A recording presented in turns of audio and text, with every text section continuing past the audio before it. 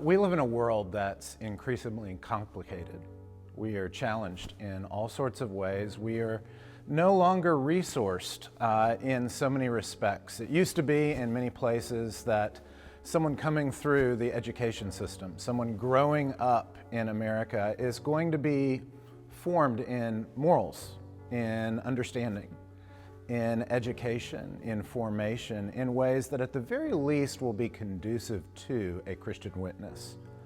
Oftentimes now, however, we find that that's pushed completely to the side, or worse, that's challenged from the ground up.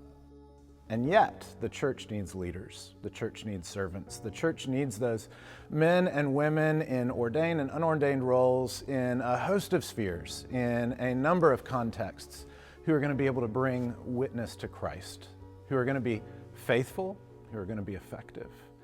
To that end, we need formation. We need formation of whole and effective Christians. And that means rigorous training. We can't assume things anymore. We need to pursue with intentionality and rigor the formation of men and women who are going to be marked increasingly by faith, by hope, and by love. That means folks who are going to be trained in what we believe, the faith that we attest before others. And so we seek to study the great creeds of the faith, the theology that helps us understand the mind of Christ revealed in Holy Scripture. We need those who are going to be trained to desire that which God longs for us to have, those who are going to be catechized and shaped by the Lord's Prayer, by the book of Psalms, by the way in which the Bible means to shape our hope.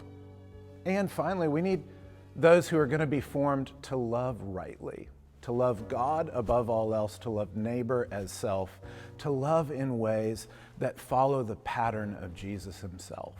And so we study the Ten Commandments. We study the great commandment from Jesus. We study all the myriad ways in which Holy Scripture seeks to shape our love and thus to form us as whole and effective Christians. The Apostle Paul writes to the Ephesians in Ephesians 4, verse 13. He describes the danger that we would remain immature and childlike, tossed to and fro with every wave of false doctrine, of human cunning, with every fad or trend. Instead, he longs that we would grow up into Christ, that we would be substantial and whole. He's not thinking of sinlessness. He's not thinking of having every gift and skill. He's thinking of growing up to mature manhood, to the measure of the stature of the fullness of Christ. And so our training is meant to equip. Our training is meant to instruct.